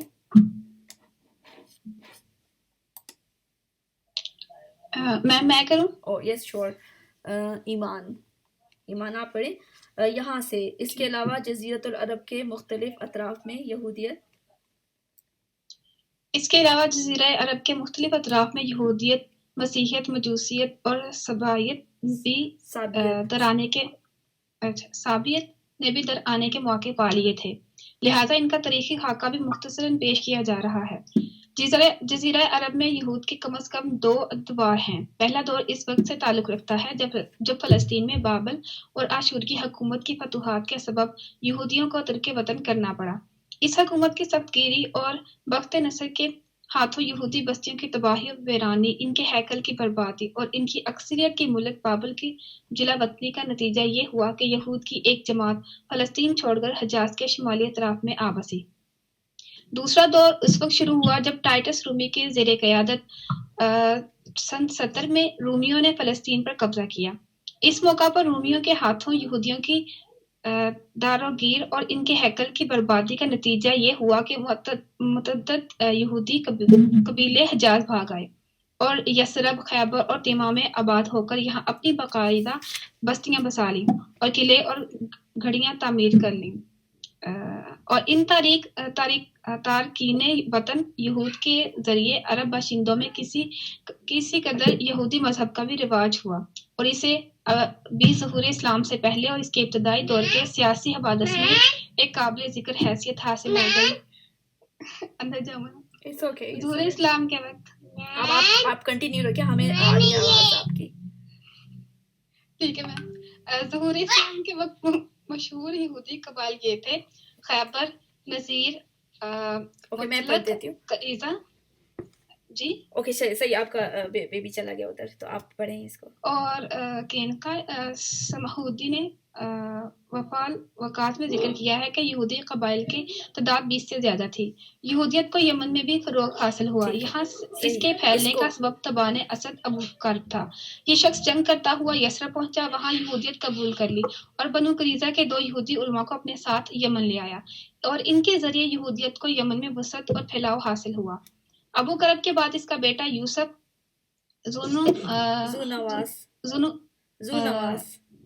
ذو نواس یمن کا حاکم ہوا تو اس نے یہودیت کے جوش میں نجران کے عیسائیوں پر حلہ بول دیا اور انہیں مجبور کیا کہ یہودیت قبول کریں، مگر انہوں نے انکار کر دیا. اس پر ذو نواس نے خندق کھدوائی اور اس میں آگ جلوا کر بوڑھے، بچے، مرد، عورت سب کو بلا تمیز آگ کے الاؤ میں جھونک دیا. کہا جاتا ہے کہ اس حادثے کا شکار ہونے والوں کی تعداد 20 سے 40 ہزار کے درمیان تھی. 1 اکتوبر 523 کا واقعہ ہے. قرآن مجید میں سورہ بروج میں اس واقعے کا ذکر کیا ہے. جہاں تک عیسائی مذہب کا تعلق ہے تو بلاد عرب میں اس کی آمد حبشی اور رومی قبضہ گیروں اور فاتحین کے ذریعے ہوئی. ہم بتا چکے ہیں کہ یمن پر حبشیوں کا قبضہ پہلی بار 340 میں ہوا اور 378 تک برقرار رہا. اس دوران یمن میں مسیحی مشن کام کرتا رہا. تقریباً اسی زمانے میں ایک مستجاب الدعوات اور صاحب کرامات ذات جس کا نام فیمیون تھا نجران پہنچا اور وہاں کے باشندوں میں عیسائی مذہب کی تبلیغ کی. اہل نجران نے اس کی اور اس کے دین کی سچائی کی کچھ ایسی علامات دیکھی کہ وہ عیسائیت کے حلقہ بگوش ہو گئے. پھر ذو نواس کی کارروائی کے رد عمل کے طور پر حبشیوں نے دوبارہ یمن پر قبضہ کیا اور ابرہہ نے حکومت یمن کی باغ دوڑ اپنے ہاتھوں میں لی تو اس نے بڑے جوش و خروش کے ساتھ بڑے پیمانے پر عیسائیت کو فروغ دینے کی کوشش کی. اسی جوش و خروش کا نتیجہ تھا کہ اس نے یمن میں ایک کعبہ تعمیر کیا اور کوشش کی کہ اہل عرب کو مکہ اور بیت اللہ سے روک کر اس کا حج کرائے اور مکہ کے بیت اللہ شریف کو ڈھا دے. لیکن اس کی اس جرات پر اللہ تعالیٰ نے اسے ایسی سزا دی کہ اولین و آخرین کے لیے عبرت بن گیا. صحیح. دوسری جزاک اللہ طرف خیر ایمان، جزاک اللہ خیر. گڈ. کوئی اور بھی پڑھنا چاہے تو پلیز نیکسٹ پڑھ دے پیراگراف. فاطمہ سوری فرحان آپ پڑھنا چاہیں گے؟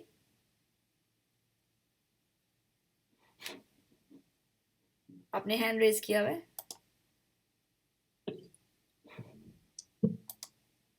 ہیلو السلام علیکم. وعلیکم السلام. جی فرحان آپ پڑھنا شروع کریں. ایک سیکنڈ. اوکے.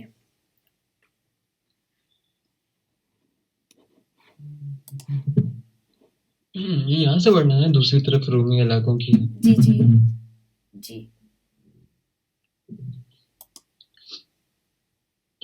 دوسری طرف رومی علاقوں کی ہمسائی کے سبب آل حسان، بنو تغلب اور بنو طغی وغیرہ قبائل عرب میں بھی عیسائیت پھیل گئی تھی، بلکہ ہیرا کے بعض عرب بادشاہوں نے بھی عیسائی مذہب قبول کر لیا تھا. جہاں تک مجوسی مذہب کا تعلق ہے تو اس سے زیادہ تر اہل فارس کے ہمسایہ عربوں میں فروغ حاصل ہوا تھا. مثلاً عراق عرب، بحرین، حجر اور خلیج عربی کے ساحلی علاقے. ان کے علاوہ یمن پر فارسی قبضے کے دوران وہاں بھی اکا دکا افراد نے مجوسیت قبول کر لی تھی. باقی رہا صاحبی مذہب تو عراق وغیرہ کے آثار قدیمہ کی کھدائی کے دوران جو کتابت برآمد ہوئے ہیں ان میں سے پتہ چلتا ہے کیا ہوا؟ جو کتبات برآمد ہوئے ان سے پتہ چلتا ہے کہ حضرت ابراہیم علیہ السلام کا کلدانی قوم کا مذہب تھا. دور قدیم میں شام و یمن کے بہت سے باشندے بھی اسی مذہب کے پیروکار تھے، لیکن جب یہودیت اور پھر عیسائیت کا دورہ ہوا تو اس مذہب کی بنیادیں ہل گئی اور اس کی شمع فروزان گل ہو کر رہ گئی. تاہم مجوس کے ساتھ خلط ملط ہو کر ان کے پڑوس میں عرب اور خلیج عربی کے ساحل پر اس مذہب کے کچھ نہ کچھ پیروکار باقی رہے. صحیح. جزاک اللہ خیر. چلیں اب یہ پتہ چل گیا کہ وہاں پہ جیوز کیسے آئے تھے حجاز میں، کہاں سے آئے تھے اور اس کے بعد ان کی حالت کیا تھی نا، اور اس کے علاوہ جو باقی مذاہب تھے جیسے وہ آگ کے پجاری ہوتے تھے مجوسی، اور یہ والے ریلیجنز بھی تھے. کہنے کی بتانے کی کا مقصد یہ ہے کہ جب نبی صلی اللہ علیہ وسلم آئے تھے تو وہ بھی صرف ایک وہاں پہ ایک صرف مشرکین ہی نہیں تھے، شرک والا مذہب ہی نہیں تھا، اور بھی مذہب تھے، عیسائیت، یہودیت، سابیت اور یہ مجوسیت، یہ لوگ بھی کہیں نہ کہیں پہ موجود تھے، یہ مذاہب بھی موجود تھے. اور ان کی دینی حالت کیا تھی، یہ آخری پیراگراف ہے، تو یہ کون پڑھے گا؟ دینی حالت ان کی کیا تھی؟ ریڈ آؤٹ کرنے کے لیے کون والنٹیئر کر رہا ہے؟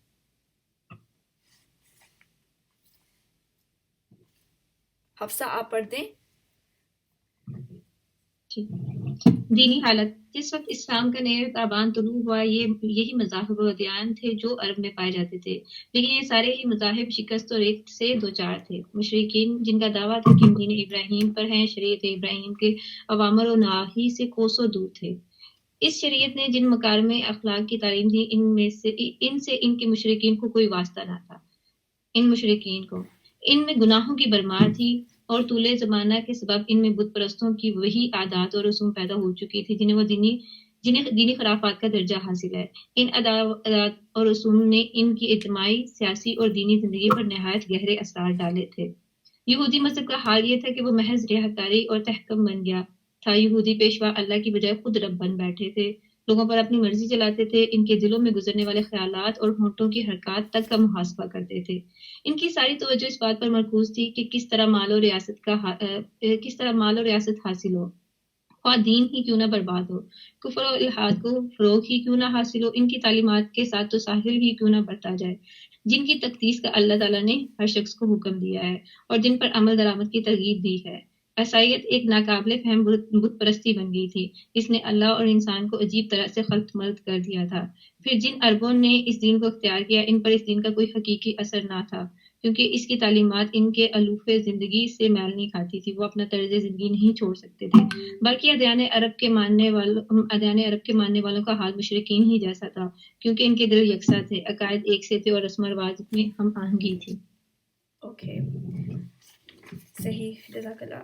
تو سمجھ آ گئی کہ اصل میں وہ لوگ بھی کوئی بھی دین اپنی اصلی حالت میں بھی نہیں تھا، بلکہ وہی ایسا ہی دین تھا کہ بس اپنی پڑی ہوئی تھی مال و دولت، اور اس کے لیے دین کو چاہے برباد ہی کرنا پڑے، لیکن ان کی جو پرائیورٹی تھی وہ مال و دولت اور ریاست کا حصول، اور مطلب وہ ان کے پاس جس فارم میں دین تھا، حالانکہ وہ بھی اللہ تعالیٰ کا ہی دین تھا، چاہے وہ عیسائیت چاہے یہودیت، لیکن اپنی خواہشات کے اوپر انہوں نے اس کو بھی قربان کیا ہوا تھا. تو اس کی بھی موجود تھے، لیکن ایسی اس حالت میں موجود تھے. تو guys we have 4 more pages. تو ابھی اس کو آج ہی کر لیں یا نیکسٹ سیشن میں کریں؟ آج اس چیپٹر کو یا اس کو ختم کرتے ہیں، میرا بھی یہ خیال ہے. اچھا، تو اس کے بعد جو ہے نا ان کے تھوڑا سا ہم ایسے ہی ڈسکس کر لیتے ہیں، جو کہیں پہ پڑھنا ہوا تو میں آپ لوگوں کو وہ ہم پڑھ لیں گے. اگر اس کو سمرائز کر لیا جائے، کیونکہ آئی تھنک ریڈنگ تو سب نے کی ہوئی ہے. صحیح. حفصہ آپ سمرائز کریں گی؟ چلیں میں کوشش کرتی ہوں.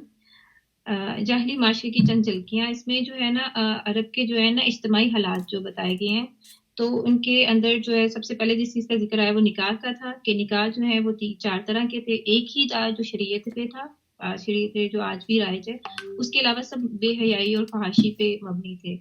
اور جو ان کے طبقاتی فرق تھا تو وہ یہ تھا کہ جو ان کے اعلیٰ طبقے کی عورتیں تھیں ان کو تو اپنی سیکورٹیز اور وہ درجات حاصل تھے، لیکن جو نچلا طبقہ تھا وہاں پہ بڑے برے حالات تھے، تاکہ عورتوں کو بچیوں کو زندہ ذبح کیا جاتا تھا. اور جو ہے وہ جو ہے طلاق کی کوئی حد نہیں تھی، جتنی مرضی طلاقیں دیں، بیٹا جو ہے باپ کی بیوی سے شادی کر سکتا تھا. تو مطلب بہت ہی جو ہے نا کیا کہتے ہیں کہ خاندانی جو سسٹم تھا، ایگزیکٹلی خاندانی سسٹم بری طرح سے تباہ تھا. ہاں جی. اور جو ہے نا وہ جیسے جنگل میں کوئی قانون نہیں ہوتا، جانوروں کی جیسی زندگی تھی ان کی. اور جب جو ہے ان کی وہ کیا کہتے ہیں خرافات بہت زیادہ تھی، اور جو ہے انسان جو ہے ان کی خرید و فروخت ہوتی تھی، عورتوں کی بھی ہوتی تھی، اور جو ہے عورت کا مقام بیسیکلی بتایا جا رہا ہے کہ عورت کو کتنا ایک لو لیول اس کو کس طرح بھی یوز کر لیں، اور اس کا بتایا جا رہا ہے کہ عورت کی کوئی عزت زیادہ نہیں تھی، صرف جو بڑا اونچا طبقہ تھا اس کے اندر کہیں نہ کہیں بھی تھی، لیکن عام مڈل کلاس لوور کلاس میں عورت کی کوئی عزت نہیں تھی، اور اس کو جس طرح مرضی استعمال کرتے، تو ہاں جی، اسلام نے آ کے بلکہ اس عورت چیز جو کو ہے نا ختم کیا۔ جو تھی، جو غلام عورتیں تھیں، وہ بہت بڑا فتنہ بھی تھی، کیونکہ ان کی وجہ سے فحاشی کو بہت زیادہ فروغ ملا ہوا تھا، ان کی کوئی وہ نہیں تھی، کوئی رولز نہیں تھے، اور پھر جو ہے ان کی جو ایلیٹ عورتیں تھیں وہ بہت کبھی کبھی جو فتنہ فساد کا باعث بنتی تھی، ان کے حکم پہ جنگیں ہوتی بھی تھی اور ختم بھی ہو جاتی، یعنی کہ دونوں سائڈوں پہ ایگزیجریشن تھی۔ اور پھر جہاں پہ اور ایک بات ہے کہ حقوق کی، تو وہ بالکل نہیں ملتے تھے عورتوں کو، اور اقتصادی ان کی جو فائنینشیل تھی وہ تو اور جو ہے وہ بھی کوئی خاص نہیں تھی، فائنینشلی طور پہ بھی یہ بہت ویک تھے، اور ان کی نہ تو کوئی جی فائنینشلی ان کا صرف تجارت تھا، اور ان کی کوئی صنعتیں نہیں تھیں کہیں پہ، کوئی جو بھی صنعتیں تھیں وہ حجاز میں نہیں تھیں، عرب میں نہیں تھیں، بس وہ ارد گرد کہیں شام یمن وغیرہ میں چیزیں ان کی وہاں سے ہی آتی تھیں، اور اپنی کوئی ان کی کوئی صنعتیں، کوئی فیکٹریز نہیں تھیں۔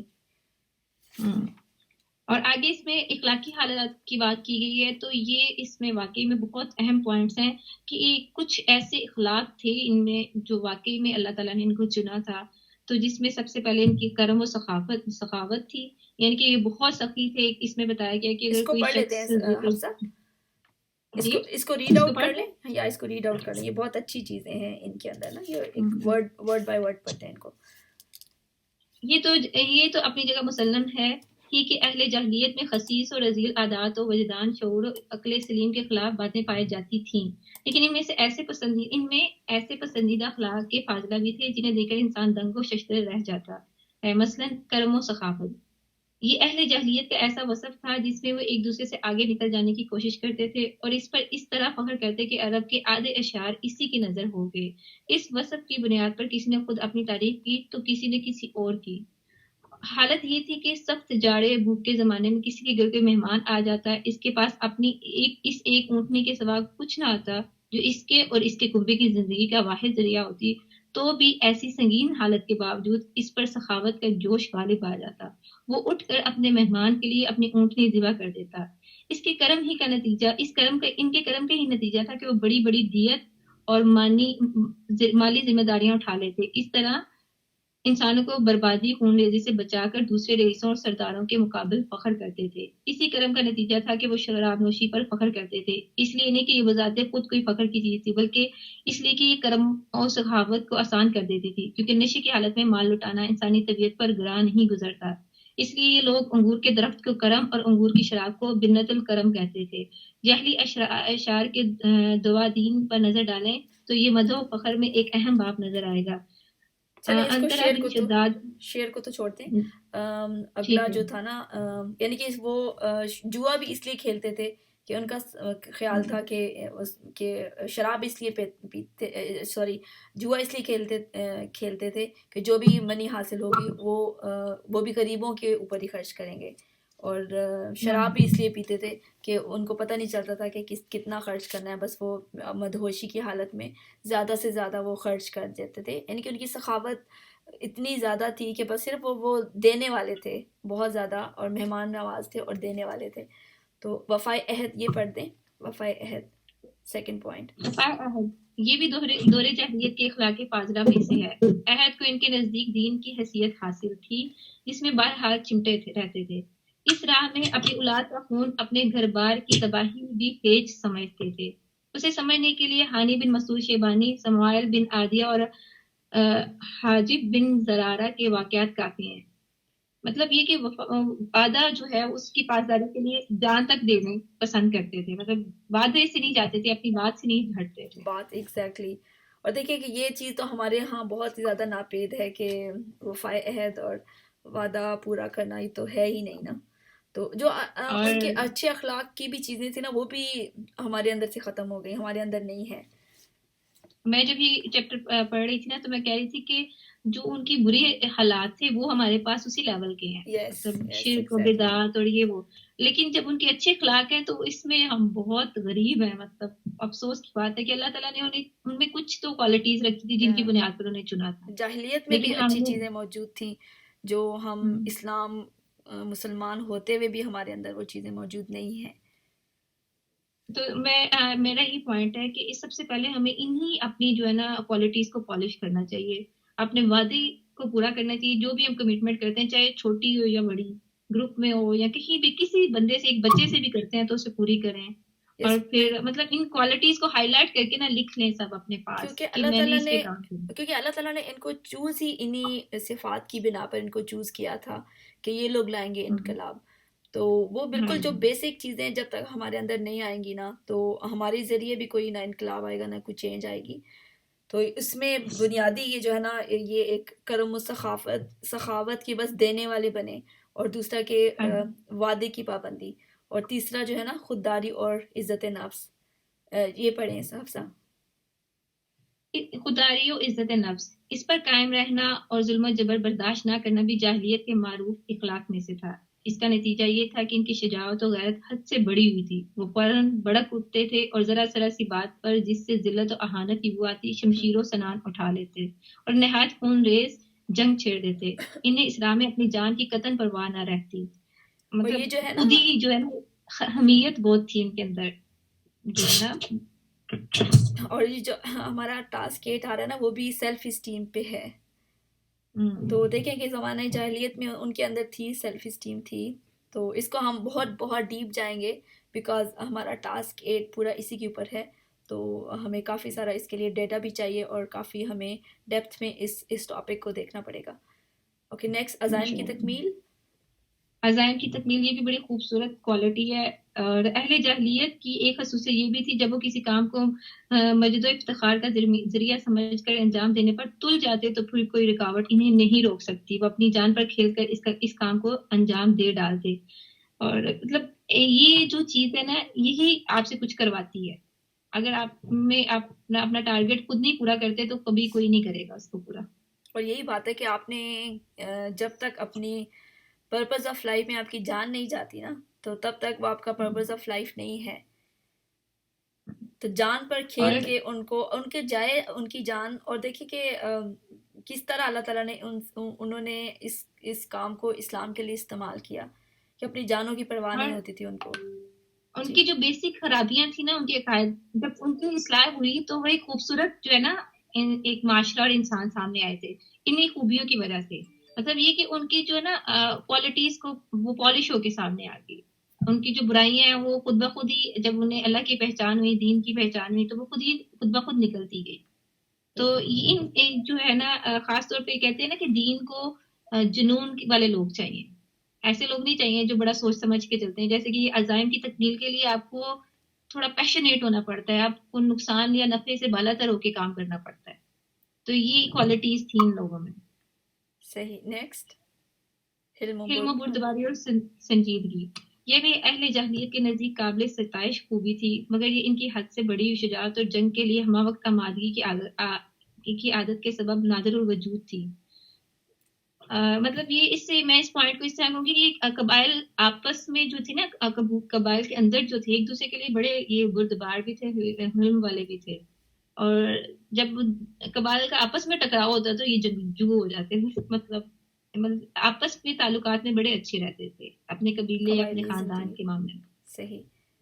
بدوی سادگی یعنی تمدن کی علائش اور داؤ پیش سے ناواقفیت اور دوری. اس کا نتیجہ یہ تھا کہ ان میں سچائی امانت پائی جاتی تھی. فریب کاری اور بدعہدی سے دور اور متنفر تھے. ہم سمجھتے ہیں کہ جزیرۃ العرب کو حفصہ یہ دیکھیں کہ نہ ان کے اندر کوئی دکھاوا تھا نہ کوئی گلیمر نہ کوئی لگژری.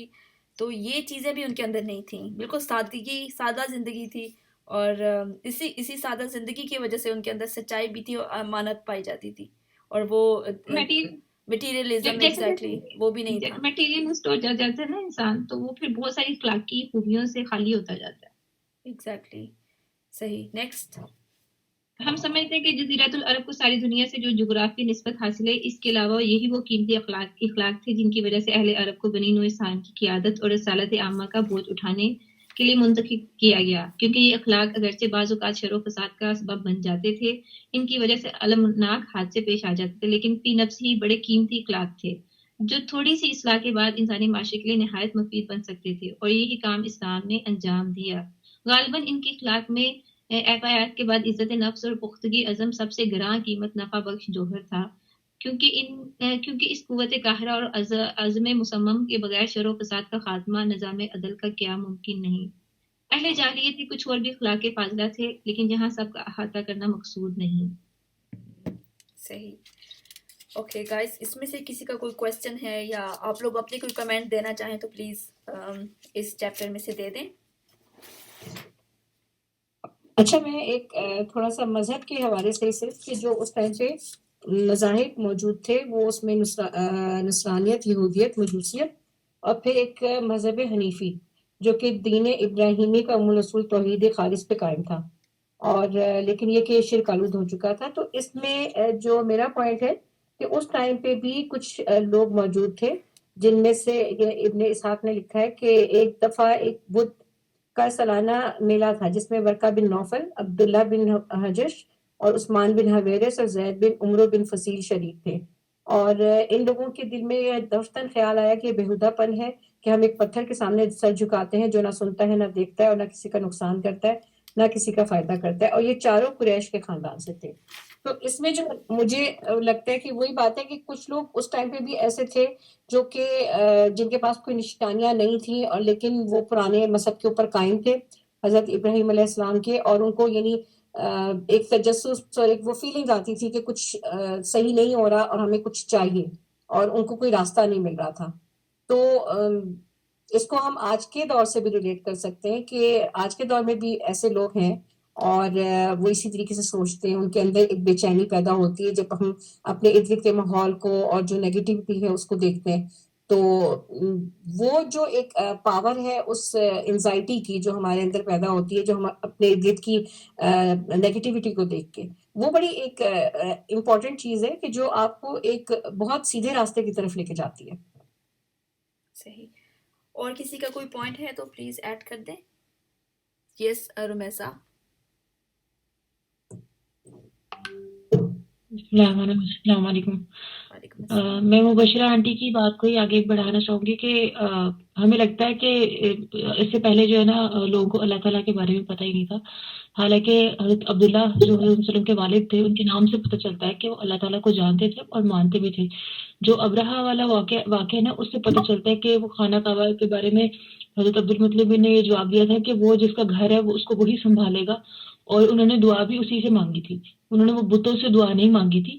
اور وہ جو آج کل کے ہمارے ہوتے ہیں نا بزرگوں کو بہت ماننے والے، جنہوں نے اپنے بزرگوں کو خدا بنایا ہے، وہ یہ کہتے ہیں کہ اللہ تعالیٰ تو ہے لیکن یہ بزرگ وسیلہ ہے، ٹھیک ہے؟ تو وہی بات ان کی تھی کہ وہ اپنے بتوں کو وسیلہ سمجھتے تھے کہ اللہ تعالیٰ ان کے ذریعے جو ہے نا وہ ہمیں دیتا ہے، اور ہم ان کی برکتوں سے ہمیں ملتا ہے۔ اگر ان کو نہیں، ہم ان کی عزت نہیں کریں گے، ان کا احترام نہیں کریں گے، ان کی پوجا نہیں کریں گے، تو اللہ تعالیٰ ہمیں دے گا ہی نہیں، اللہ تعالیٰ ہم سے ناراض ہو جائے گا۔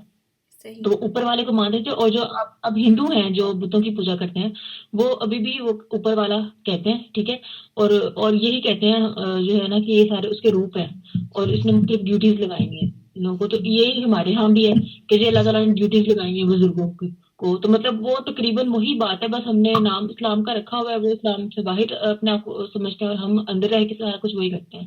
اسی پوائنٹ ایڈ کرنا چاہ رہی شرک کو تو پھر اللہ تعالیٰ کسی صورت میں بھی معاف نہیں کریں گے نا، شرک کی تو کوئی معافی ہے ہی نہیں اس طرح کے کانسیپٹس رکھنے والے۔ تو ایمان